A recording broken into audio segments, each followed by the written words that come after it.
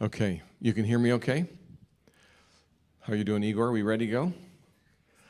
Fantastic.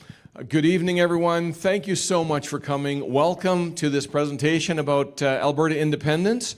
My name is Richard Anderton. I am with Alberta Nation Events. And we want to ask that question. Can you go back just one slide? Just left, there we go. This question is really what I want to address tonight.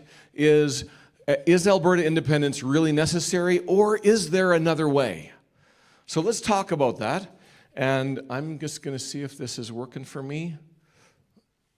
No? There we go. It did. Or was that you? Okay, fantastic.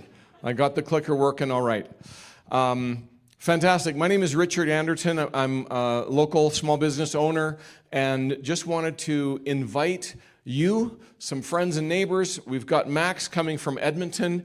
He is he's live streaming right now. We've got Igor live streaming as well.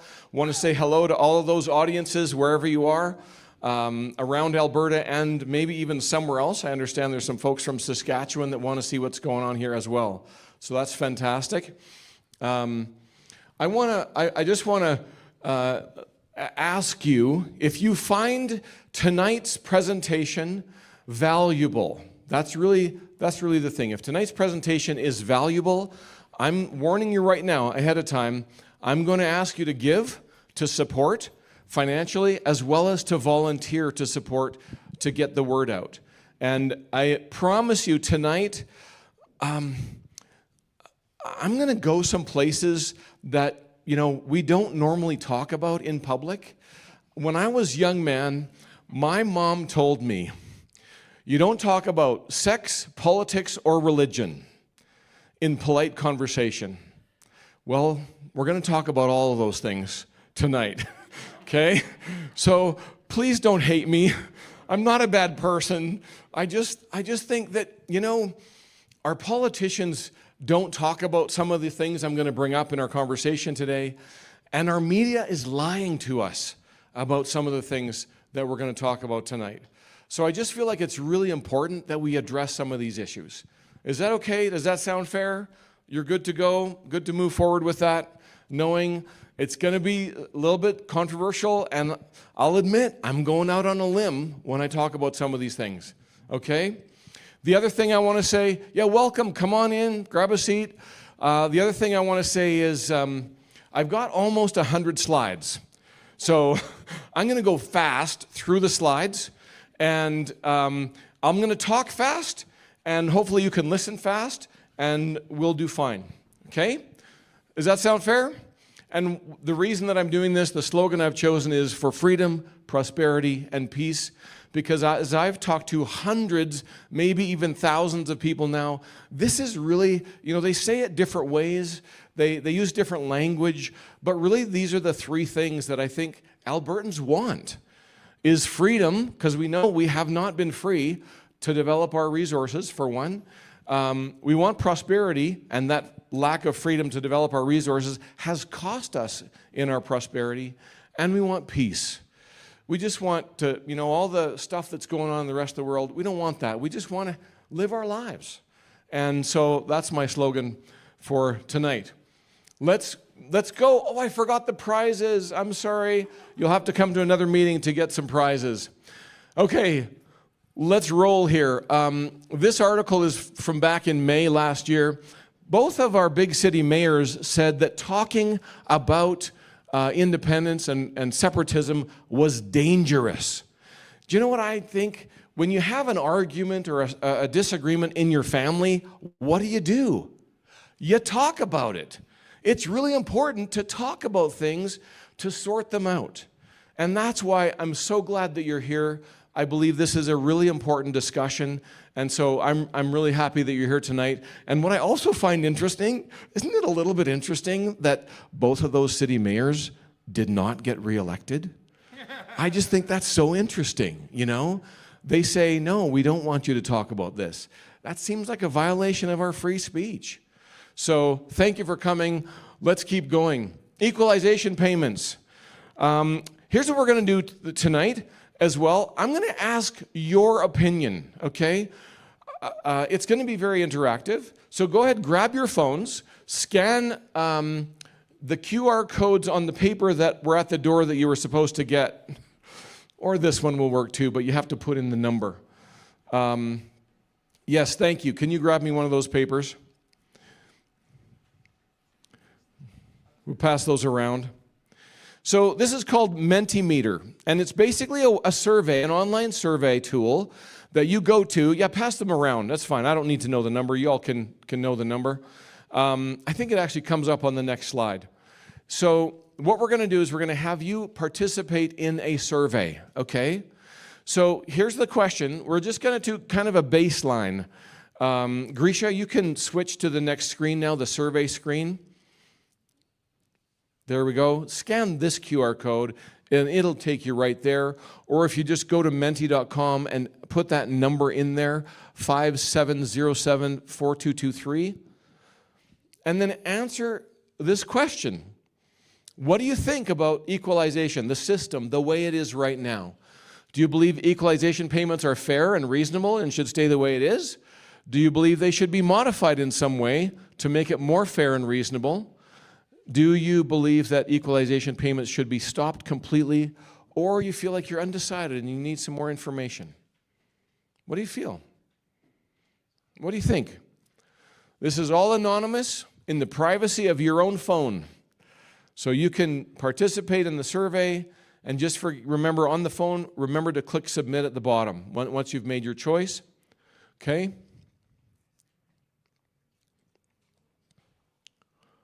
Okay, I'm going to give you a couple more minutes. Fantastic.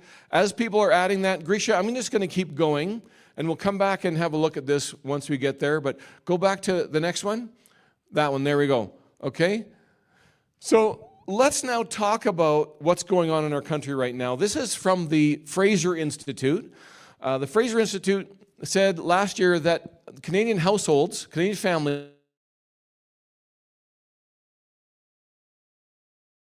pays 42% of its income in taxes. Now, if you know your history at all, the Boston Tea Party in the United States dumped all the tea that came from England into the Boston Bay on what was the percentage of that tax? It was a 2% tax. I believe. Some were saying 4% or 5% from the audience.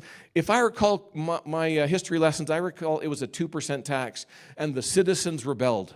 And here now we have 42%. That just seems outrageous. How did we get here? And we're going to have questions at the end. Fantastic. I'm glad you've got a question. So Equalization 101, when we talk about equalization, what exactly do we mean? Here's what it is. Equalization is basically Albertans send far more money in federal taxes to Ottawa than the federal government spends on services back in Alberta. Then Ottawa uses that surplus to pay for more services in other provinces where they vote Liberal. Did I come up with that language? No, that language came from our premier. So the concept of equalization, I want to remind you, is in the Constitution, but the formula of equalization, how much is actually collected and spent, that formula is controlled by politicians in Eastern Canada. Oh my gosh. And they can change it anytime they want to, but they don't. Actually, they did. They did. Last year's equalization payments, according to Danielle Smith, she said this, you can see this video on YouTube, Alberta, year after year, has 20 to 25 billion, last year was 25 billion, that is siphoned out of our system to go to Ottawa so that it could be spent mostly in Quebec, but also in other places that vote Liberal.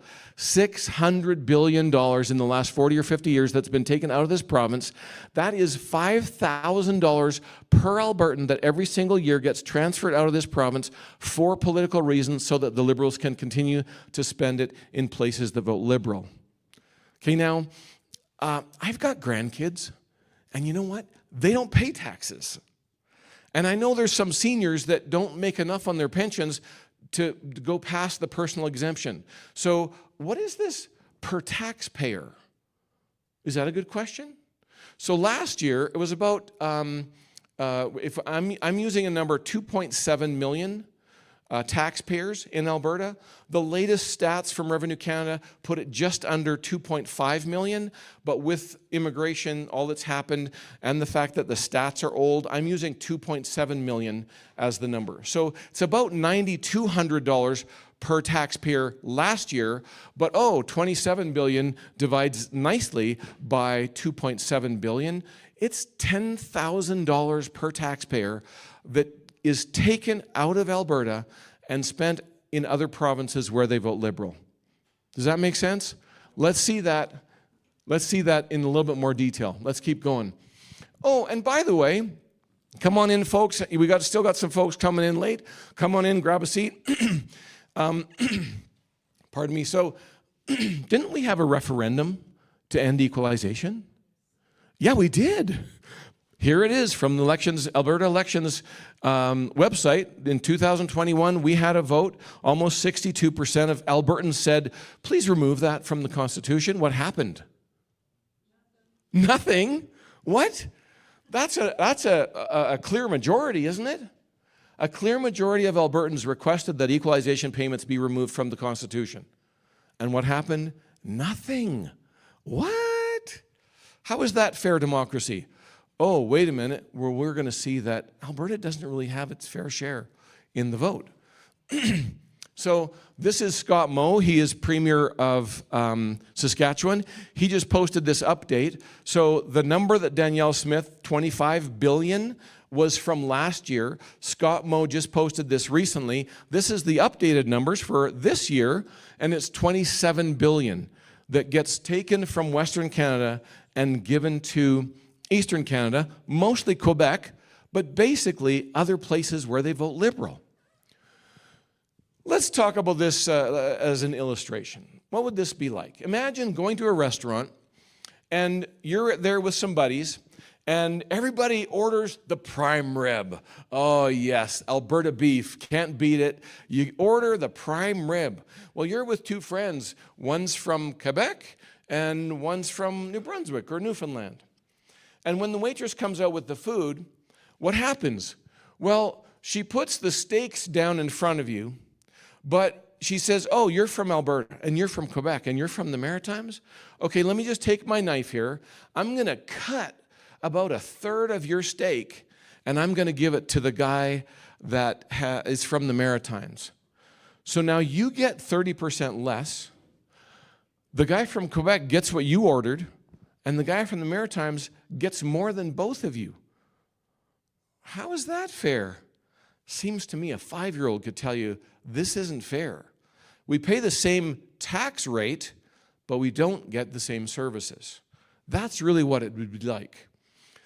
Now, surely the Alberta government or the federal government is taking money from all of these, from us, and they must be spending it on good things, right? Okay, let's start with the controversial stuff. Ready? Can you see this? It's pretty small up here. I'm hoping you can see it on the live stream a little bit better if you can zoom in. This is Kevin Klein. He's a former Manitoba MLA. He says that the federal government spent $11 billion on overseas gender programs. What? Overseas gender programs? Really? Is that what taxpayers in Alberta want their money spent on?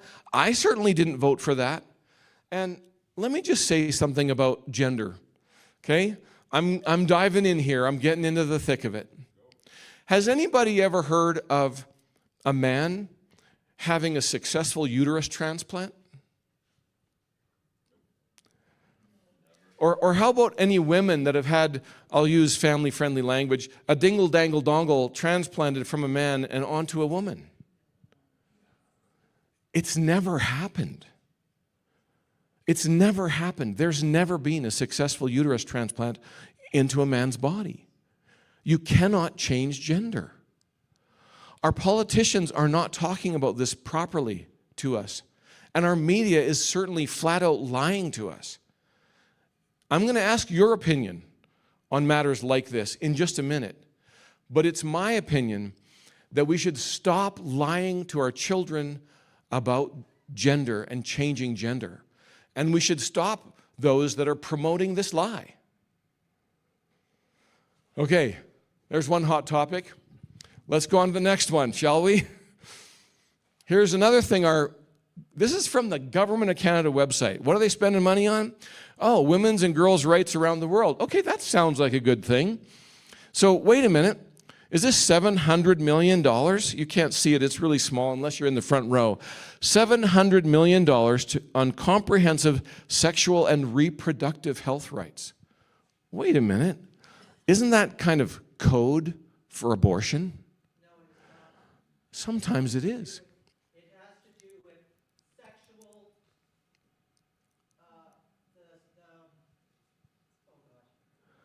taking sexually transmitted diseases, and also taking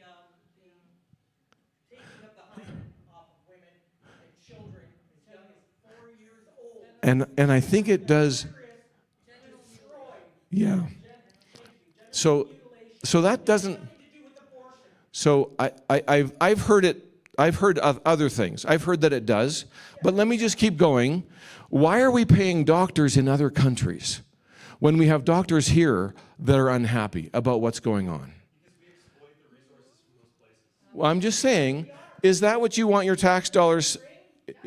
Is that what you want your tax dollars? So I'm gonna ask you to hold your thoughts because I've got a survey that we've got a survey. Everyone's going to be able to participate in just a second. So we'll just ask you to be respectful if that's okay. No problem. So it's okay. Hold your thoughts for a second. Let's move on to the next one. Okay?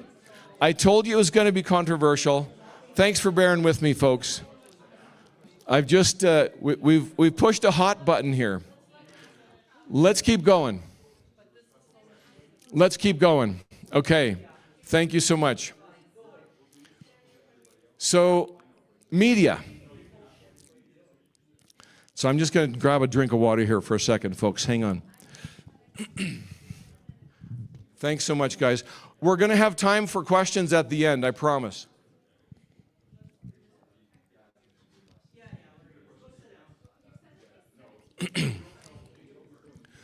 Hey guys, if you want to chat, would you mind taking it out into the foyer? Is that okay? If you can take it out in the foyer, that'd be great. Thank you so much.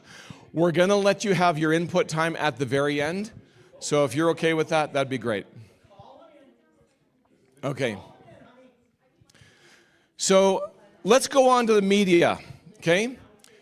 If the folks at the back could hold their thoughts for a moment, that would be great. You're welcome to stay, but I'd like you to be quiet, please. Thank you so much. So the media, I don't know if you know this, but CBC, and this is from their website, sometimes people ask me, hey, how can I know for sure that what you're saying is true? So all of the screenshots that you're going to see are literally from web pages. This is actually the CBC's own annual report. This is for 2023 and 24. So when I originally created the presentation, they didn't have the update yet. But here we see 1.4 billion is government funding and 500 million is revenue. So it's almost 3/4 of their revenue is derived from the government. Oh my gosh. 3/4 of the revenue from the government, from the federal liberal government. How do you expect to have an unbiased media when you know that the media is getting their paycheck mostly from the government? Do you think it's possible? I don't think it is. Let's keep going. Canada's international climate finance. Okay, here's a good one. Might stir you up a little bit as well. So $5.3 billion to support developing countries combating climate change. What? I thought that was our responsibility. How come we're sending money to other countries? And I'm gonna spend a little bit of time on this because I know this is really important to some of our youth and our young adults.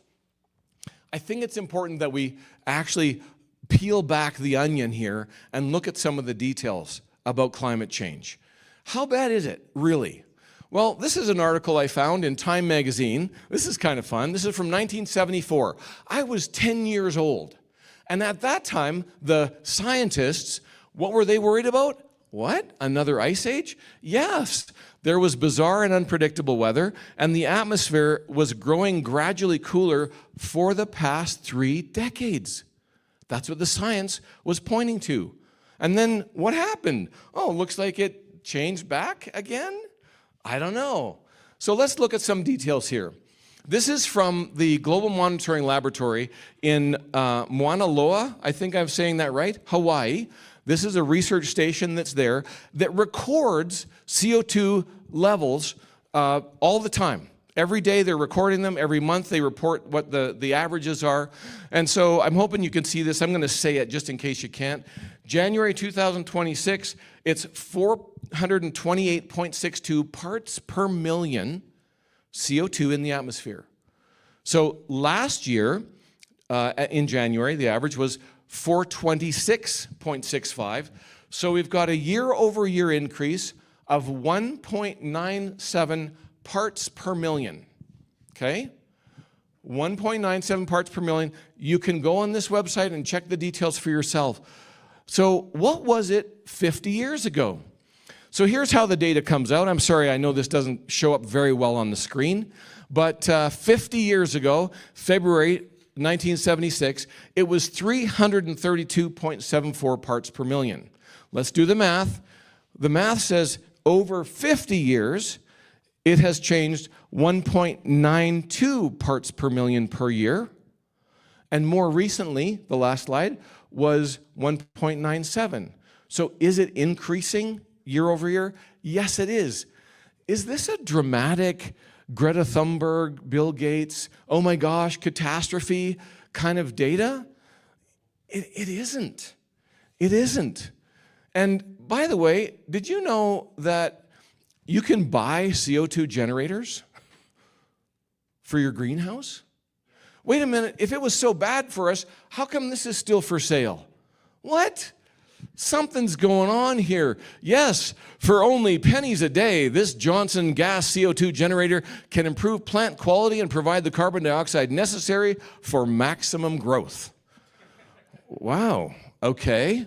So Greenhouse Magazine says levels of 700 to 1,300 parts per million are now considered acceptable, and I even read some stuff that said 1,500 parts per million in a greenhouse.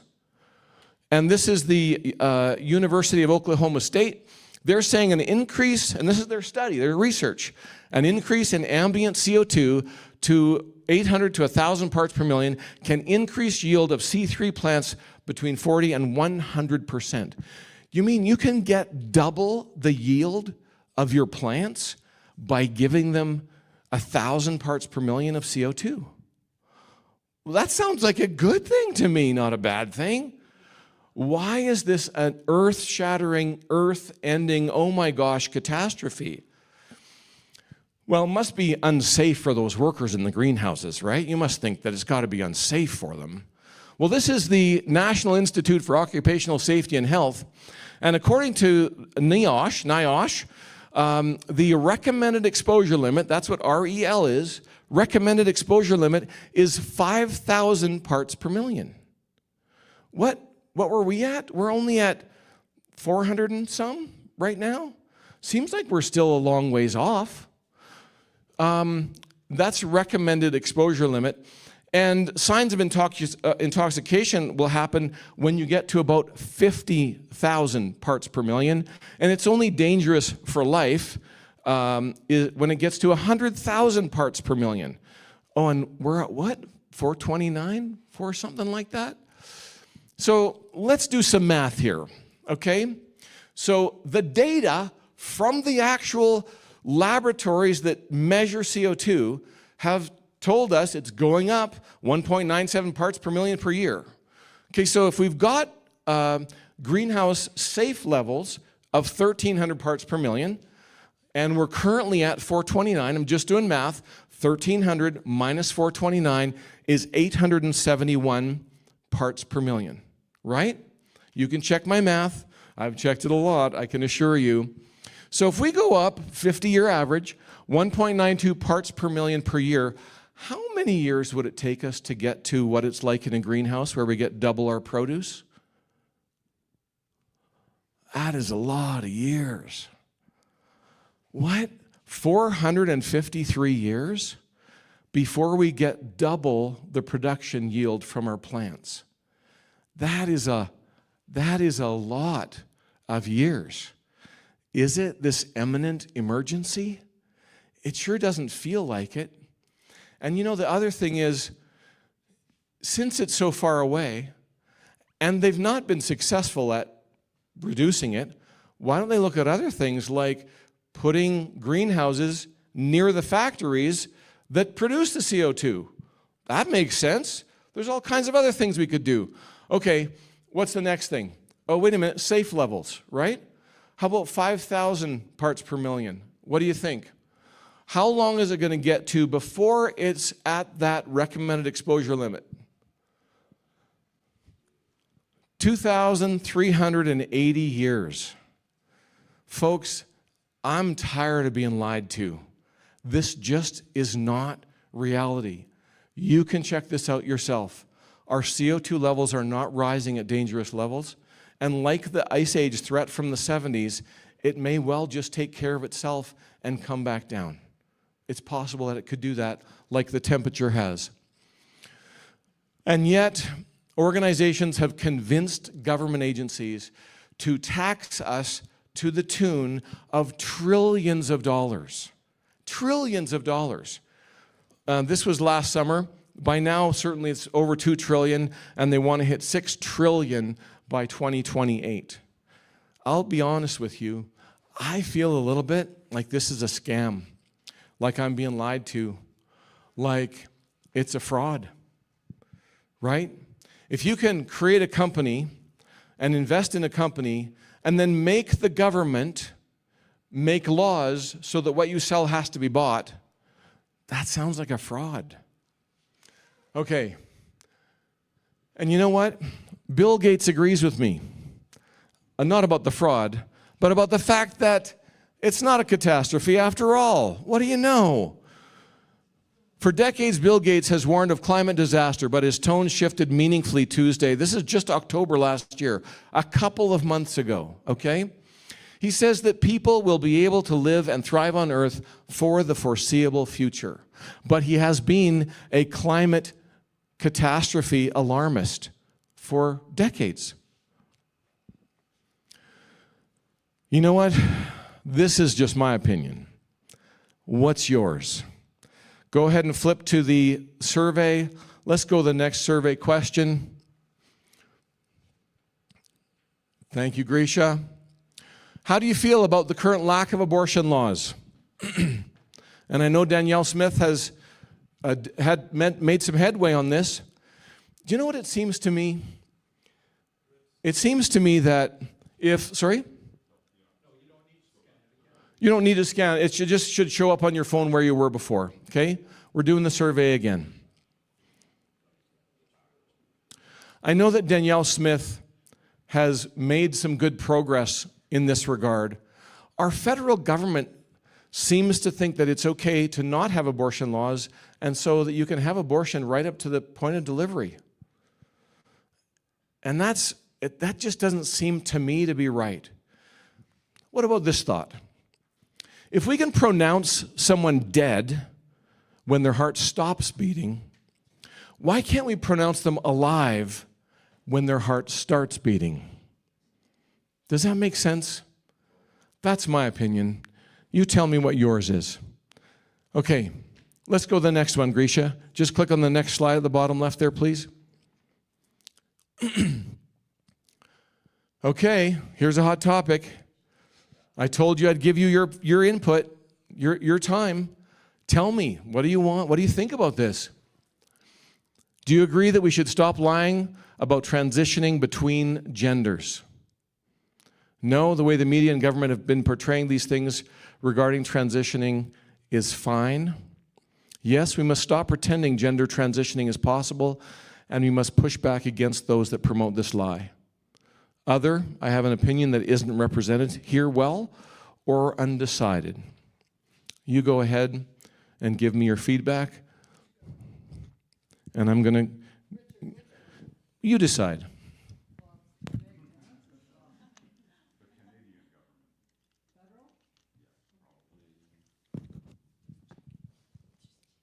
Sure, federal government is a great one. Thank you. I'll give you just a moment more on this. I want to make sure everybody has an opportunity to respond before we move to the next one. But we'll give that up in just a couple seconds. 3, 2, 1. Okay, Grisha, the next one. These are the most important things that I agree my tax dollars should be spent on. Health, hospitals, doctors, nurses, protective services, police and fire, media support, CTV, subsidizing radio and television, education, schools, teachers, climate change initiatives in other countries, community infrastructure like roads and pools and rinks, gender initiatives in other countries. You've heard what I think. Now, what's your perspective? What's your opinion? Go ahead, don't forget to vote. Well, your perspective. That's really the question. You've heard my perspective. What's yours? Essentially, we pay taxes on all levels anyway, so. Exactly. Yeah.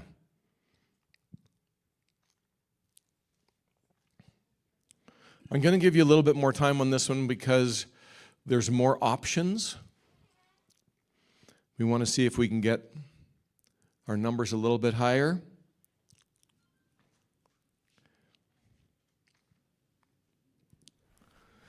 And at the end, I'm going to ask you how you feel about this feedback system as well, right? This being able to respond to the presentation as we go through.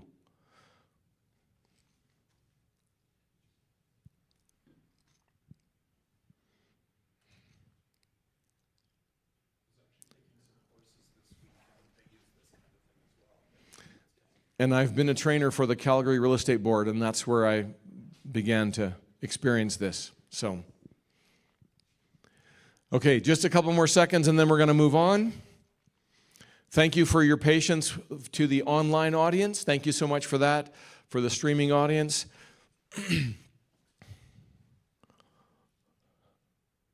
Okay, Grisha, let's go to the next one. Hang on, let's go back. Yeah, and flip back to the presentation. There we go. I've got a couple more things I want to show here. Okay, thank you for that. Let's go back to the dollars and cents of this. So Scott Moe, Premier of Saskatchewan, says $27 billion gets taken out of Western Canada, mostly Alberta, and spent here across the country. Oh, I forgot this one here. Did you know Quebec has students enrolled in full-time receive free tuition? What? Yeah. You can get a 3-year diploma in nursing, civil engineering, computer science, dental hygiene, medical imaging, industrial electronics, aviation technology. So education is free for students who live in Quebec. Oh, but wait a minute, what's the fine print? Canadians who are not Quebec residents and foreign students must pay tuition. So we send billions of dollars to Quebec. Their students get to get educated for free, and our students, if they want to go there, have to pay. Wow. And if you want to stay here, here's University of Calgary, average tuition cost around $10,000 per year. So a 3-year would be $30,000, 4-year, $40,000. Wow, okay. Oh, and by the way, did you hear the Alberta is going to have a deficit this year? $6.5 billion. Wait a minute. We're having a deficit, and the federal government is still taking $27 billion from us? Yeah, it is. It seems like the formula should take this into account somehow, doesn't it? Because we've got healthcare problems here, healthcare professionals, potential strike, the general strike. There's some unions, they want to take down the UCP government. And, do you know, Nahid Ninshi just came out and said, separatism doesn't reduce the cost of living, it doesn't build hospital beds, and it doesn't hire teachers. I will just say, this is just my opinion, I'm really glad he's not our premier right now, because I just think $27 billion can solve a lot of problems. So, oh, and here's the worst part as well. Not only do they take extra money from us, it's not enough. It's not enough for our federal government. What? They're still going to go into debt, $78 billion this year? That seems crazy. So here's now really the crux of the matter, and maybe the question that you all are hoping I have a good answer for. Can we change this? Can we ever change this? Don't forget, democracy is one vote per MP. So members of parliament. And you see here we've got Ontario and Quebec. They got a lot of politicians, even New Brunswick, Nova Scotia, Newfoundland. Manitoba gets equalization from us as well. So if there is a vote about Alberta saying, hey, we want to stop equalization, what do you think is going to happen? Is it likely? So I just want to do the math for us all, okay? Grisha, can you just go back one, just left button on the... So let's do the math, and let's take these numbers divided by, for each province, this number of politicians. Because I thought it would be fun, as I was researching for this, how much does each politician in each riding across Canada receive from Alberta? Does that sound like it might be interesting? So all I've done is I'm just taking the math from those other two slides, and I'm going to say, okay, so New Brunswick, for example, $3.3 billion, 10 MPs. What's the math there? Wow. So New Brunswick, $330 million per MP every year. $318 per MP in Nova Scotia. Quebec, $178 million per MP. Manitoba, $357 million per MP. $300 million, just for context, is enough to build a hospital. So think about it this way. Alberta taxpayers, me and you, are building a brand new hospital in Nova Scotia and New Brunswick and Manitoba in every riding every single year, paid for by Alberta taxpayers. What? Here's a question for you. How many politicians do you know who would ever vote to stop receiving hundreds of millions of dollars every year? It is not going to happen. I appreciate our premier, and I know that she's done so many wonderful things. I like her, but her idea of an independent Alberta within a united Canada, they're never going to stop equalization payments. They are never going to stop. Now let's do one more piece of math. There you see I missed the Alberta. Oh, let's go look at what's the math in the red. What does that look like? Who's our federal MP here in this riding? Anybody know? Tom Kamek. Tom, Tanya Fur is provincial, so federal guy. Oh, they redid the boundaries. Okay, so but just our electoral district. Okay, how much is it for the taxpayers that are in this riding giving to the rest of Canada? It's just math, folks. It's just math. It's $729,729,729.72.9.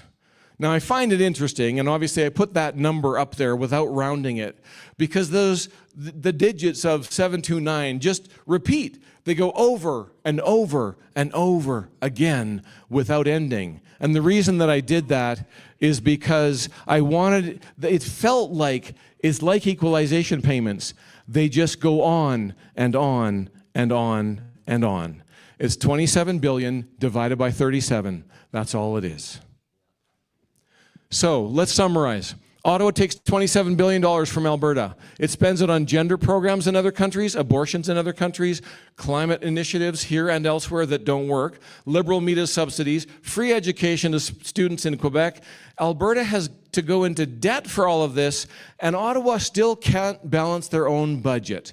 And here's the sucker punch, folks. Alberta has no way of changing this. There is no way for Alberta to change this. Okay, let's take it home now. This is why I do presentations like this. People ask me, why do you do this? This is why. How much is equalization costing your family? Okay, let's do some math. So think about how many people you have in your family that pay taxes, how many years of taxable income will they generate, and we'll use the number 10,000, which is 27 billion divided by 2.7 million taxpayers in Alberta. Okay, simple math, $10,000 a year, not adjusted for inflation. But let's use a typical family, and maybe this is typical, maybe it isn't, maybe it's your situation or not, but two parents with two adult children and their spouses. So for example, my wife and I, we've got two kids that live in Alberta and two spouses. So let's say my son-in-laws, maybe we got 35 and 32 years of taxable income from them.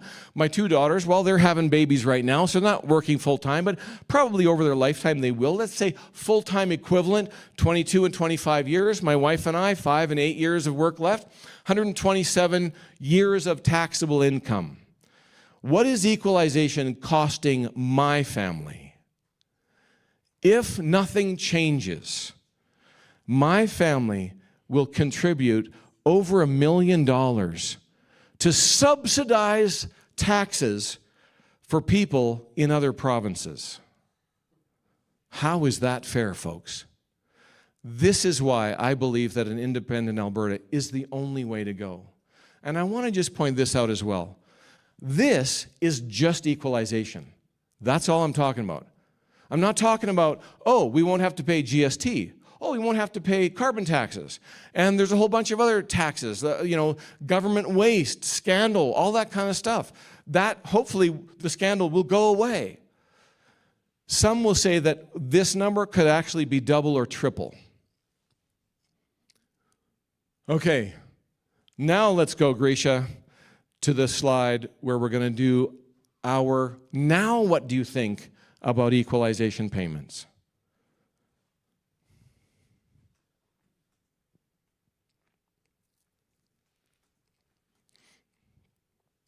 And I'm going to ask my panelists to get ready to think about starting to come up.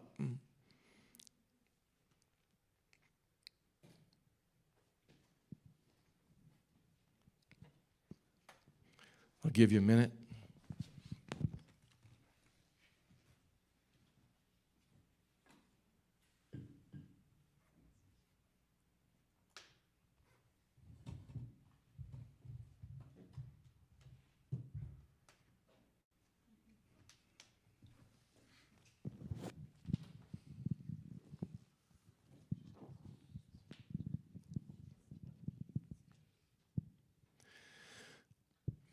I think we moved some people from the modified, from thinking that it should be modified, to it should be stopped, so that's good.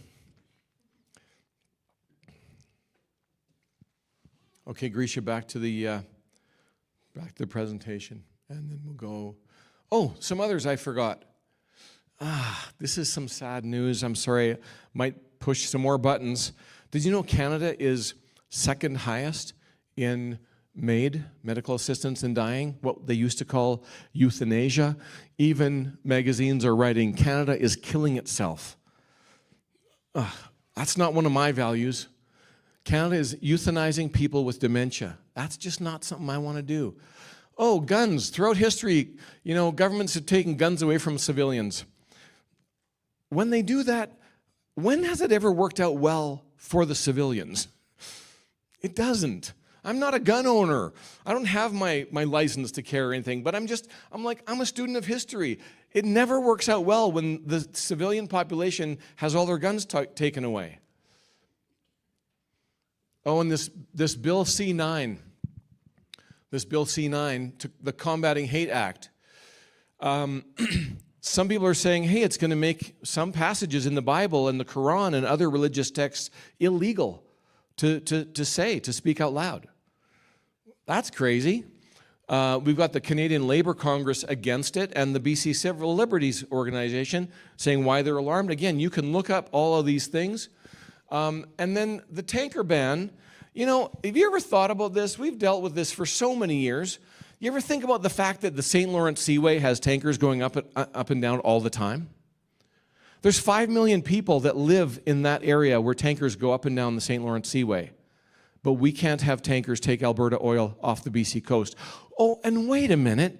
Did you know they have U.S. tankers that take oil from Alaska down to Seattle and back all the time? All the time.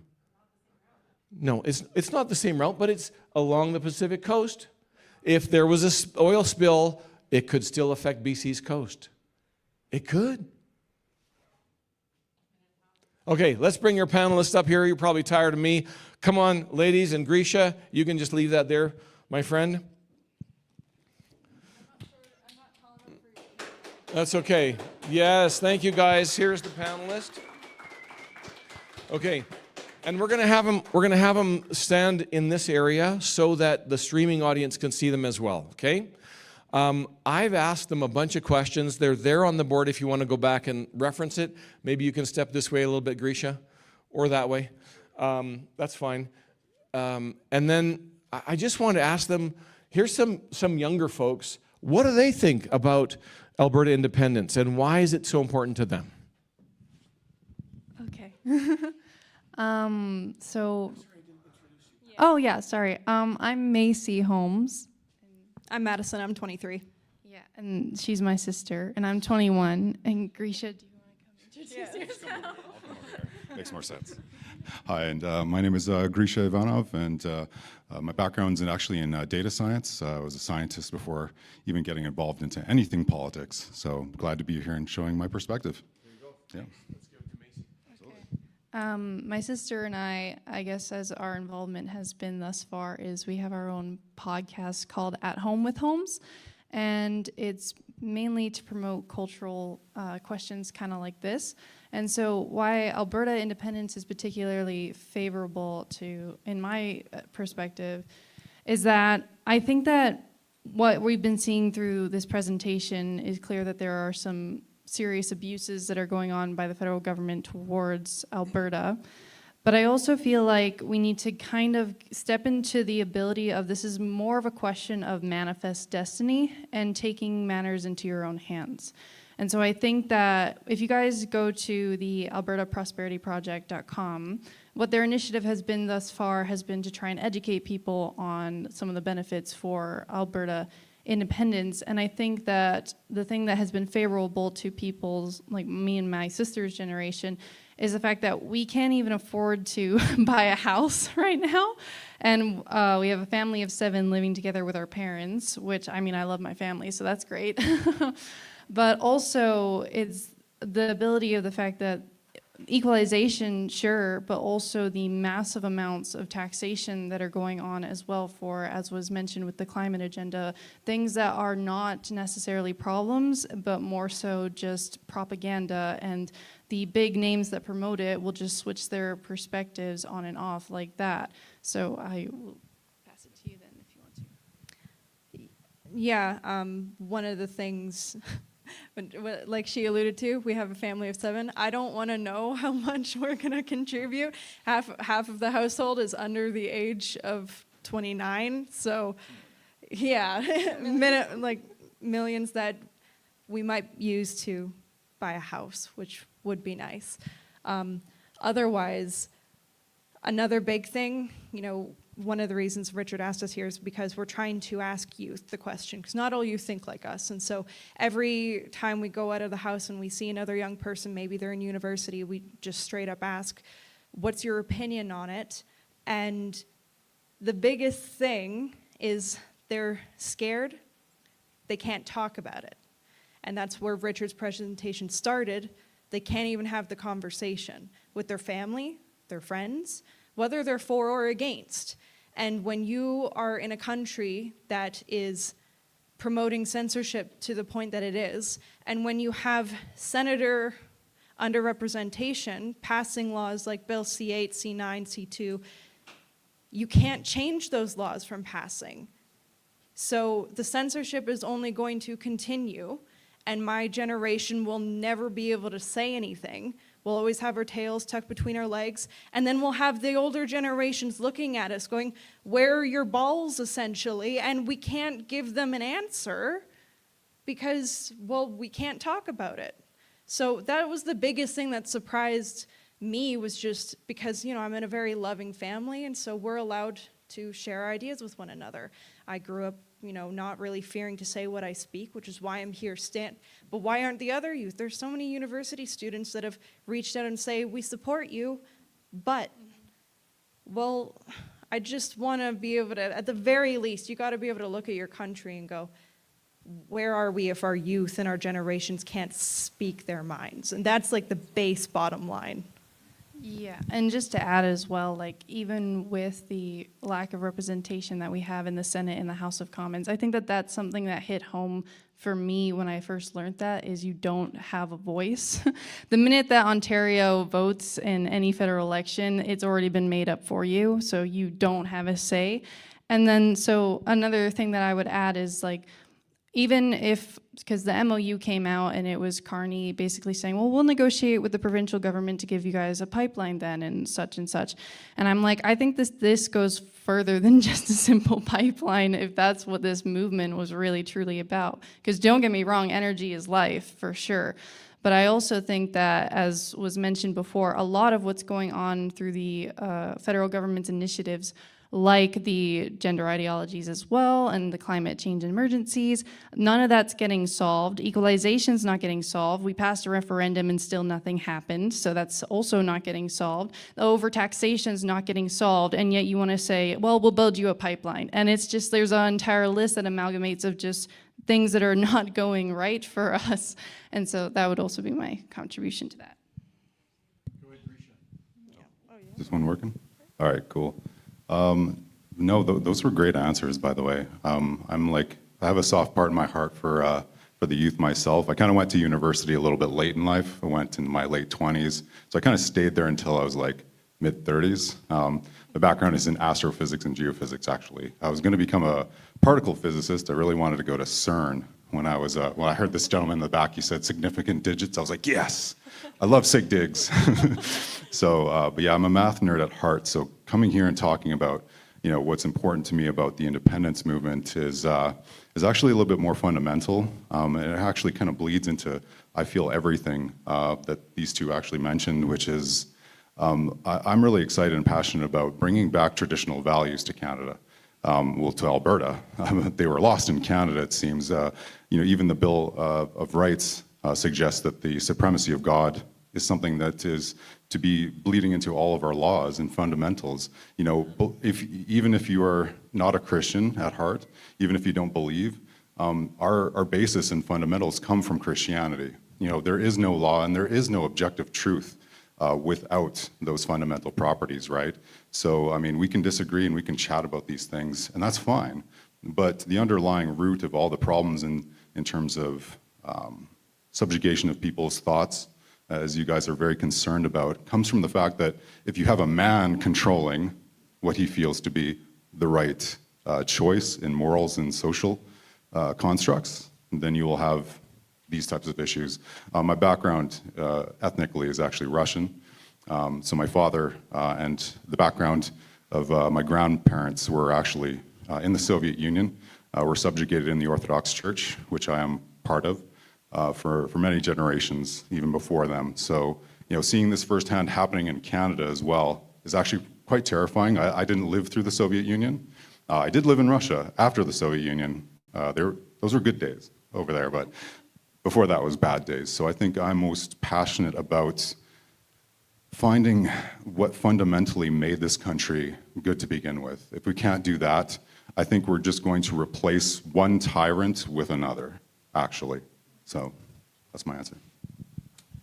Can I say something? So you go ahead and say your other piece, and then also say what encouragement would you give to someone who might be considering to donate or to volunteer for us? Okay, so I just had like a little remark to go off of that, and then I can try and answer that next question. But I also think that something that's been lingering in my brain was the fact that some people are like, I would like to sign this referendum so that way we can get a better deal. And it's not necessarily that they want to leave Canada. They're just like, I would like a better deal from Canada. And I think the thing that, as I was mentioning, the manifest destiny, the thing that we'd have to start thinking about is, what is your definition of better? Is it equal to what Quebec has? Is it you want to be able to survive and like by 50% more? And I think that the thing is that I think that this experiment of asking ourselves what would Alberta independence look like has given us the opportunity to think of what a successful country look like. And I think that that's been one of the most valuable lessons for me at a younger age. And I think the thing is that even, this is kind of funny, but it's like we rely to a large extent on our ability to export raw materials. And as I've been kind of going through my own thought experiment here, I'm like, why are we not refining and manufacturing our own products? Why are we not an industrial hub? And I think that that's what this whole concept has been, is what does sovereignty really look like? Because if for our ability to create our own things, it means that we're not just dependent on one thing, which would be our raw materials, in which case other countries could or could not, well, probably could manipulate us with. And it's one of those, well, you don't have to worry about the fact that we can only do one thing. We can make our own cars. Oh, it's like, oh, you're going to tariff us? You're going to create economic warfare? We know how to fight back because we have that sovereignty. And so that's also been something that's been lingering through my brain. And what was mentioned before by some of the crowd in the back about the idea of the abortion thing, I think that the thing would be more so the 700 million that I was concerned about is more so, how do we know that that's not money laundering that is going exactly to what you said, which is exploiting those countries? That would be one of the questions I have is, okay, like we don't need to get into the semantics of like whether or not it is or isn't helping women, because of course that's what any reasonable human being I think would want. But it's more so, is it really going to what they're saying it's going towards? And so far we have no way of proving that, and that's bothersome to me. But if we were in an independent Alberta, we have at least a bit more of a say in our own hands to figure out how we can get around those awful things that happen, which is the secrecy and the counterinsurgency and all of that. So I think that that is another thing that I had to add to that. If there's more remarks, can I do that? Or To answer the question regarding what would I tell somebody that wants to donate or volunteer, it would be trust, because right now we can't trust the government, the federal government, where it's putting its money. Even a couple of years ago, under the Conservatives with Stephen Harper, not a lot of change happened. What happened to the Alberta agenda? Why did that go down the dodo? So even regardless of the federal government, we don't know where the money's going. We can't trust them. I partly got involved, majority, and stay involved because I can trust Richard, I can trust Grisha. Now, does that mean I agree with them? Even last presentation we did with Richard, I was like, nah, Richard, there's something here you're not exactly, in my opinion, right about. But that doesn't mean that I can't trust him, because a difference of opinion in research isn't, the destruction of moral values. You can have moral values and still differ on how to run a country. A lot of people in Alberta, why you should get involved, because this is not a simple, okay, what happens the day after the referendum? What does Alberta look like if the referendum even goes through? That is a very, very complicated question. I know my answer is different than yours. And that's partly why, on our podcast, we broke down the Alberta Prosperity Project document, not the Value of Freedom document, partly just to look at what does it take to run a province? Like, what are the defenses that go into it? And then the healthcare and the education, and then the potential Indigenous money that needs to go into it. These are just questions that people aren't answering and thinking about because we're thinking about our bottom line. It's like, fair enough. But if we don't start thinking about how to run a country, we're just going to end up right back where we are. And so if you're going to get involved, it's because you can trust the person next to you much better than you can trust a politician in some building built by God knows what people, a couple hundred years ago. So that's why I'm involved, because I trust the people that are on the ground, even people that I don't agree with. I would sooner trust them not to stomp on me than somebody that doesn't know my face. So. Yeah, very good. No, yeah, sure. To answer the question a little more directly and just to simplify it, your question was, how do you donate, or how do you become part of this idea that is the independence movement, right? So I think, Richard, you and I have been talking a lot in the past few months about going to the U of C and talking Charlie Kirk style to the U of C students. This has been something that I've actually been working on for the past few months, which has fallen on the wayside because of a lot of blacklisting and ghosting has been going on for obvious reasons, right?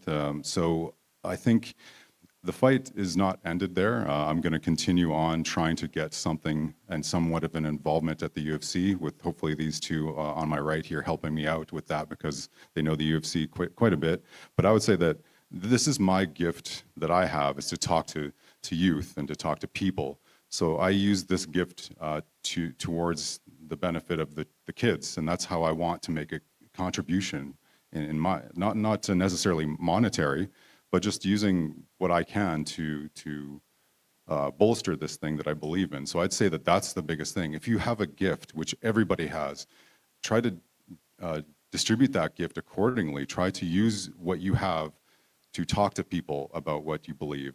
Stop being, the Canadian who's got their hands in their pockets, which I have anyway, and, kicking the dirt saying, well, I don't know, I don't want to get involved, I don't want to stir up commotions and stuff, like Richard said at the beginning.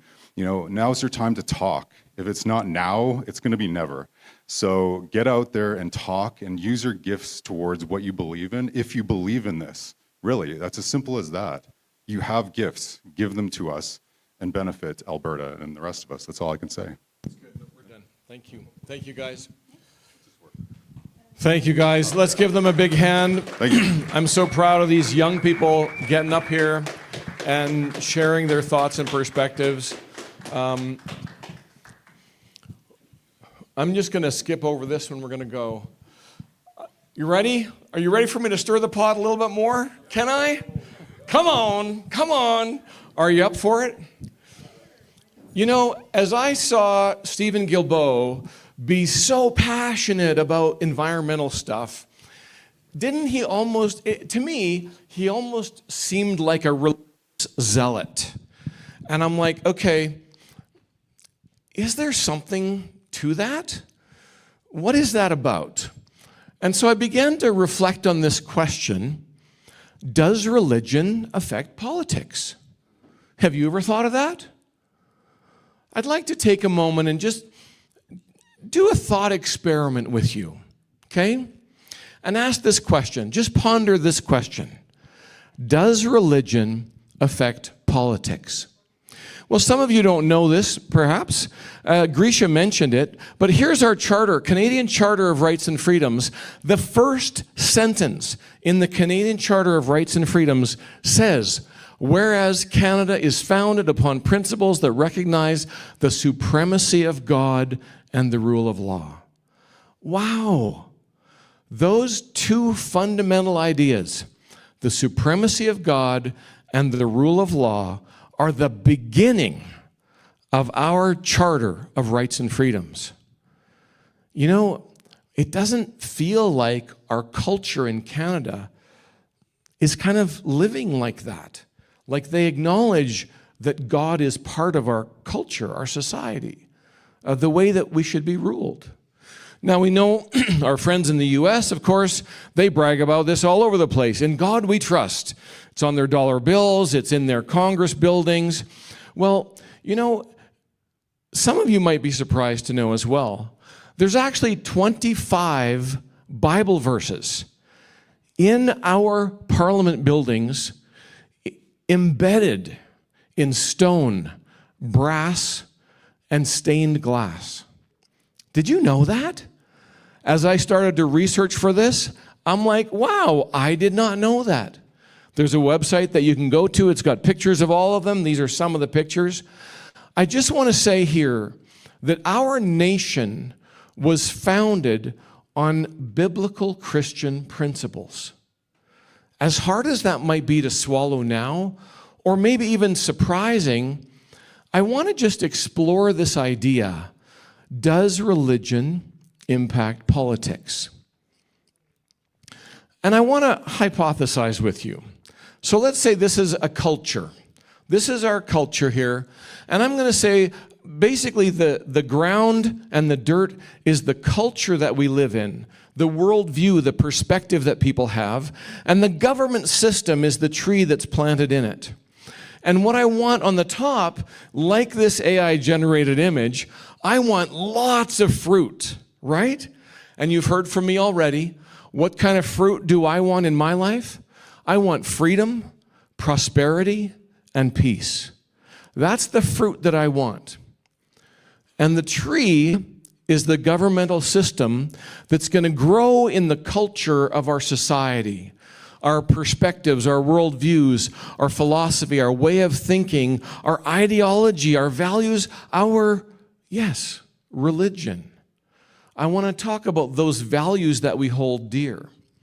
And, you know, because I've been through what I've been through, and I was actually in Russia in the early days, I think it was 1 year after Perestroika, my wife and I went to the new Russia after the former Soviet Union.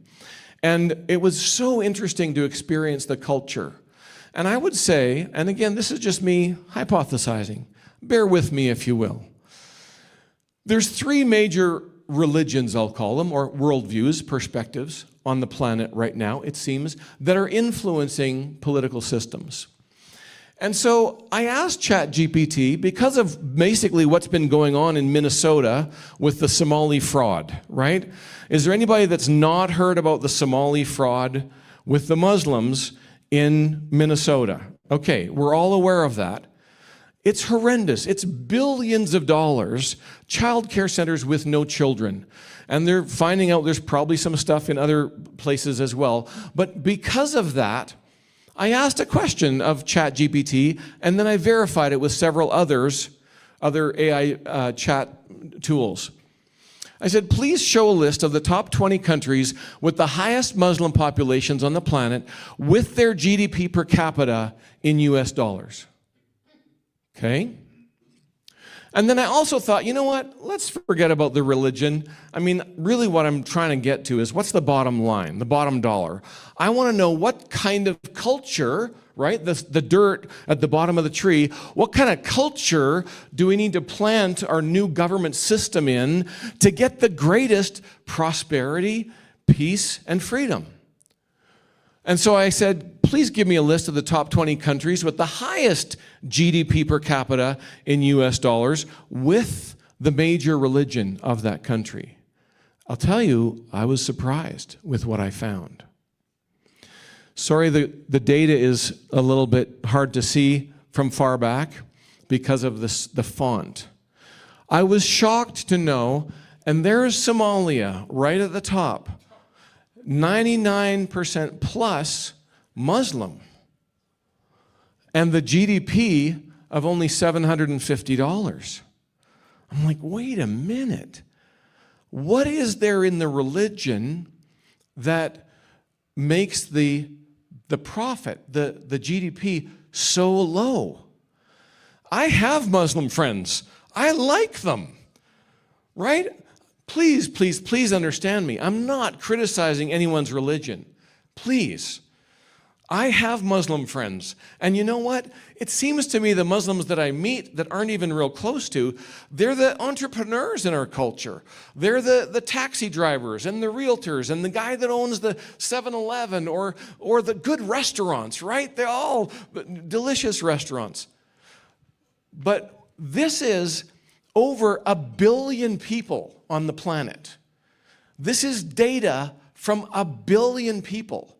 So you can't say, oh, you're just looking at, small data over here. No, no, no, no. And I don't know if it's cause and effect, but I would say there has to be a correlation at least.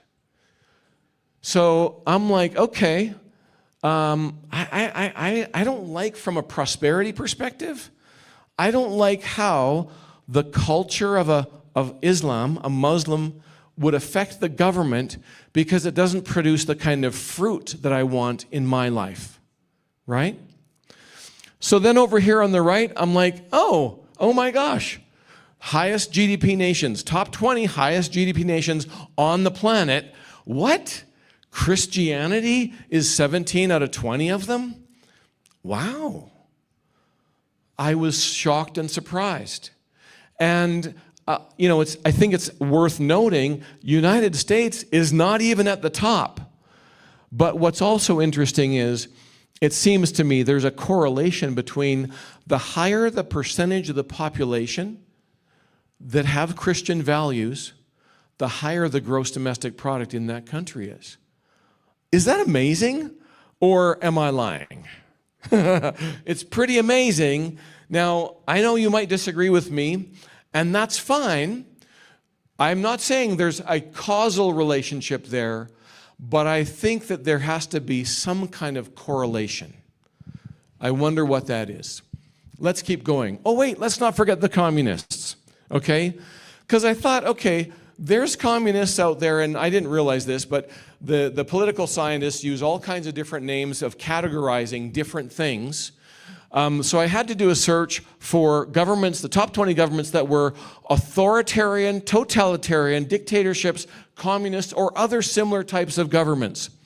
I'd also like to know what their GDP per capita was in US dollars, the major religions, and the government's position on religion.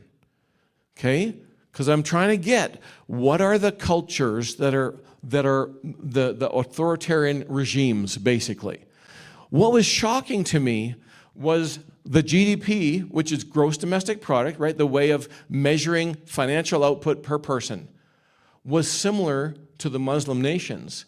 And when, again, this is just an AI research, okay? It's just a high-level research, but I did use several tools to verify the information. It's not exact between all the tools, it's similar. What was interesting is 16 of the 20, first of all, what was really interesting was half of the list, 8 out of the 20, am I doing my number? It was the same number have Christian and Muslim religions as the top religion.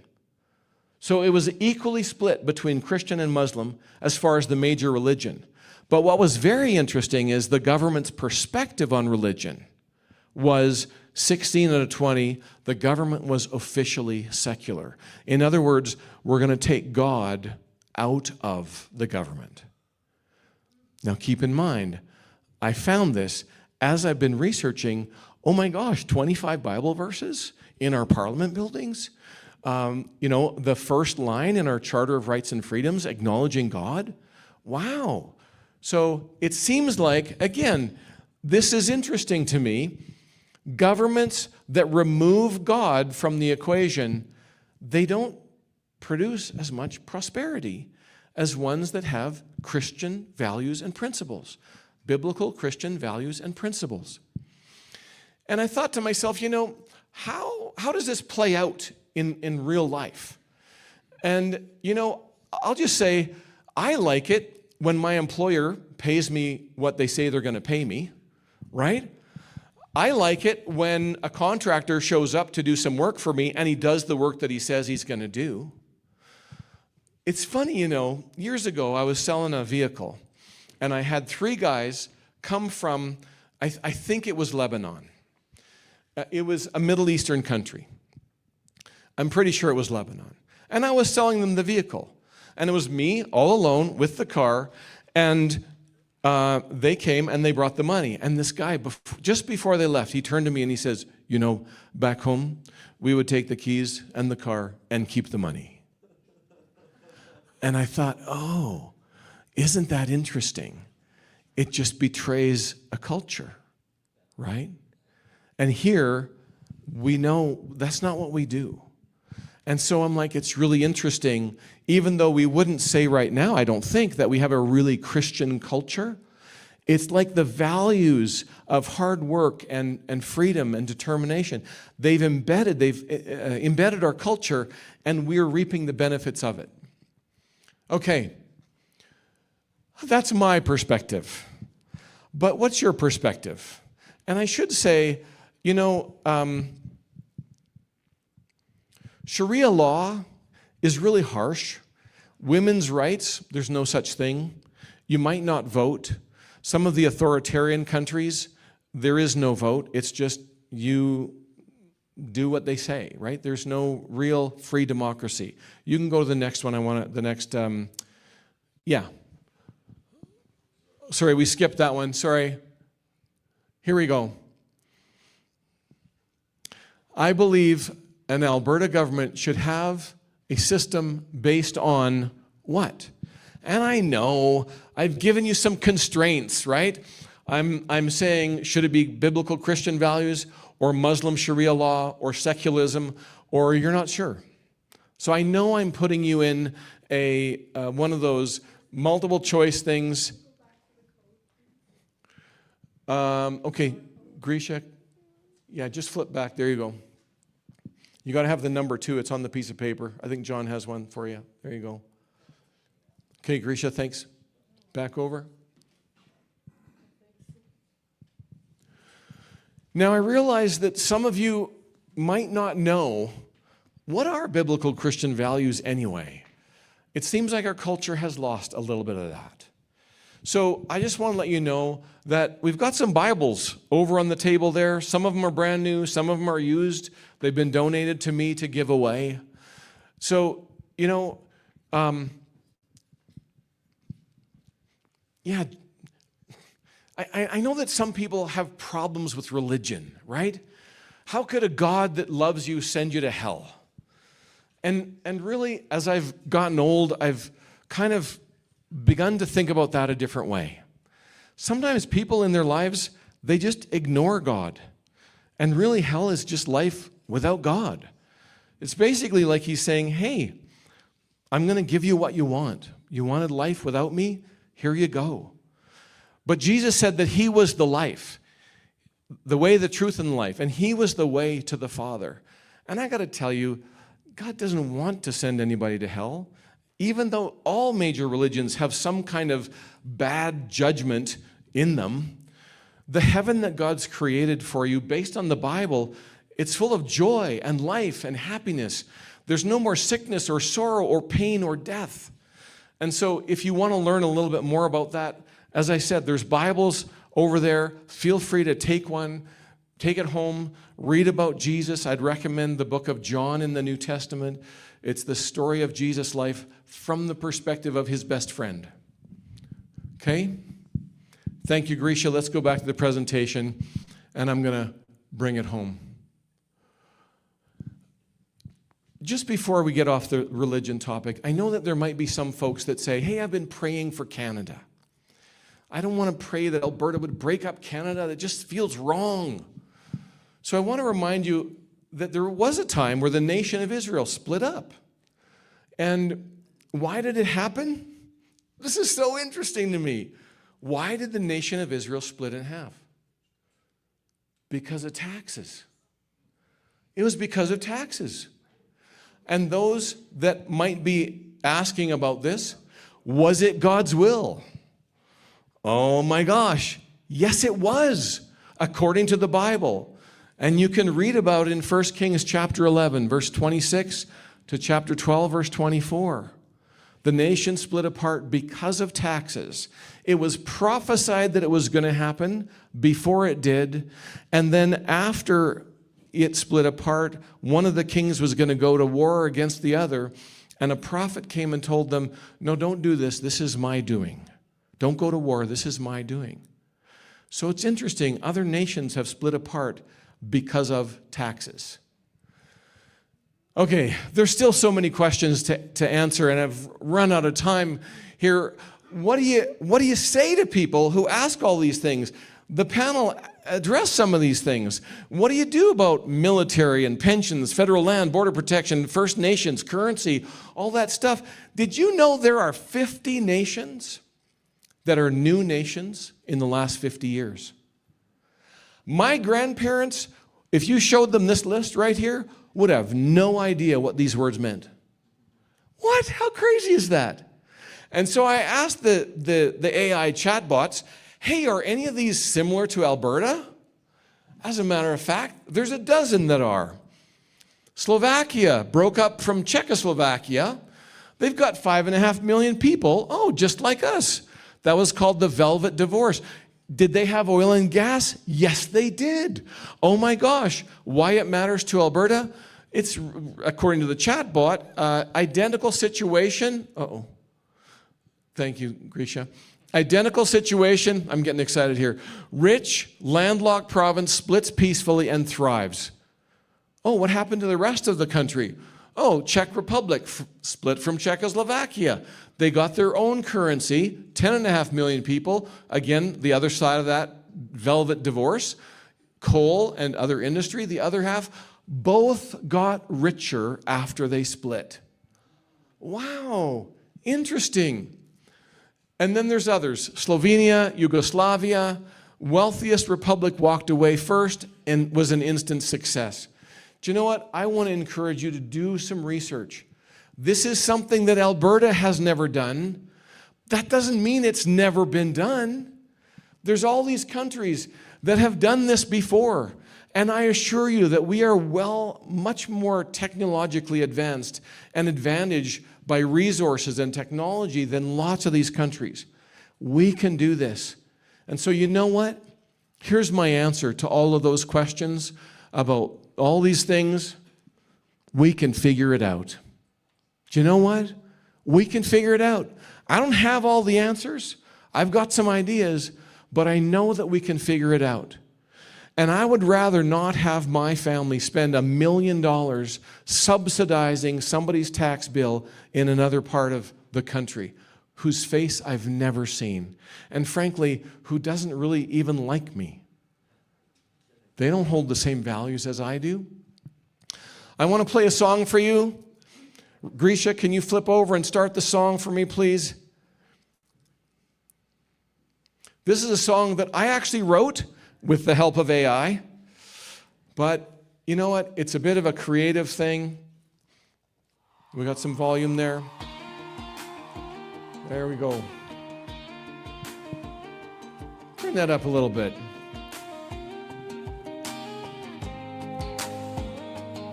Oh, Canada, you broke my heart. We've been together so long, but it's time to part. You promised me love, but you took control. Alberta's breaking free and reclaiming her soul. I just want to be strong and free. That's the way it's meant to be. No more chains from you to me. Alberta's got to be strong and free.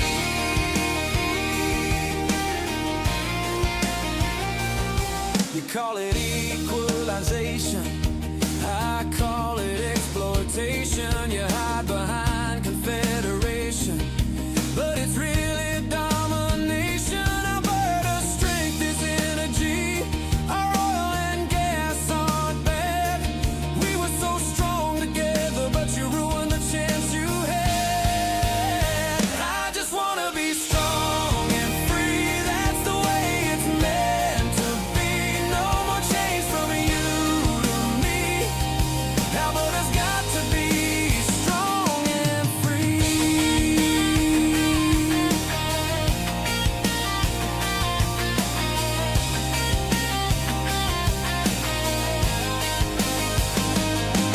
This land is our home, where freedom runs wide, with strength in our hearts and our family beside. Independent Alberta is plotting her track. Oh, Canada, try if you like, you can't hold us back. I just want to be strong and free. That's the way it's meant to be. No more chains from you to me. Alberta's got to be strong and free.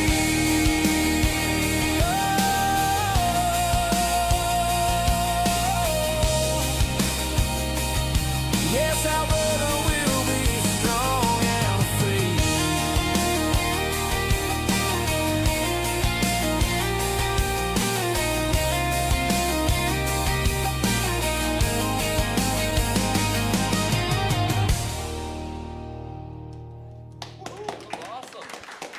Thank you, thank you.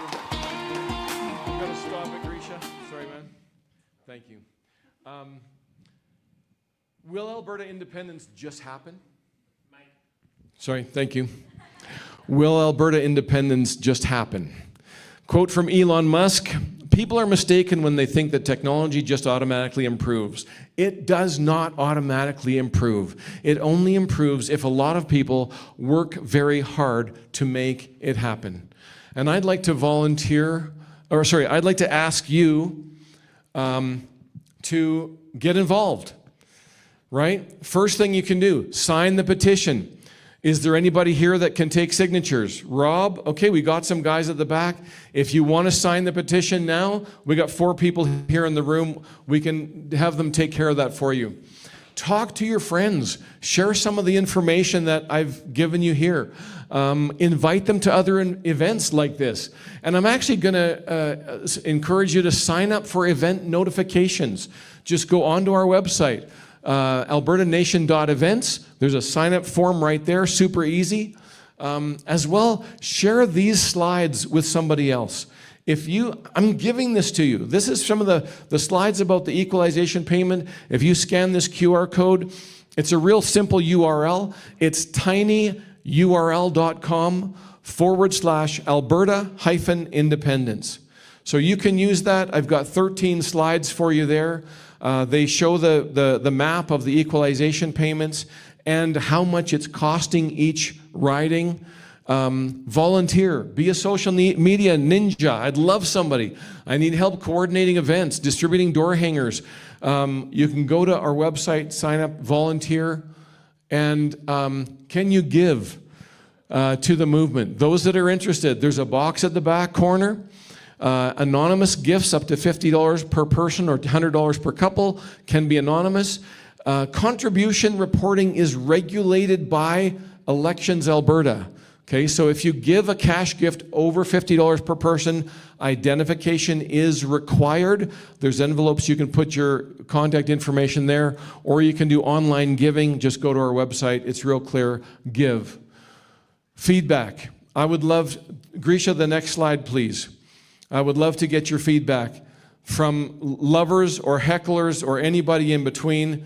Go to the survey. No, survey, flip. Next one. There you go. So I'm inviting you to contribute. Would you buy some merchandise? We got hats over here, some shirts. Do you have shirts, Patrick? Just hats? Shirts? Buy some merchandise. Would you like to create some merchandise? Right? Are you creative? Do you believe that Alberta, like these girls, believe Alberta will be better off?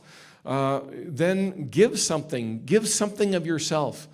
I could create some merchandise. I could contribute some prize money towards the best of competitions. Or no, I probably wouldn't spend any money on this. And that's fine. That's fine. Everybody has the opportunity. Okay, Grisha, I'm going to leave that one up, but just you flip over to the rest of the presentation. Thank you for coming. Actually, go back, sorry. No, go back to the, yeah. No, there, thank you. If you've got questions, feel free to call me, text me, email me, whatever you like. I'm here, I'm available. Most of all, I just want to say thank you to those that came for the live meeting. It's an hour and a half. Oh my gosh, we did it. You are troopers. Thank you for those.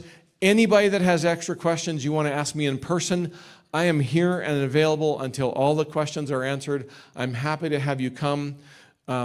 Even those that have opposite viewpoints or perspectives than I do, I would love to hear from you because that helps me improve my presentation.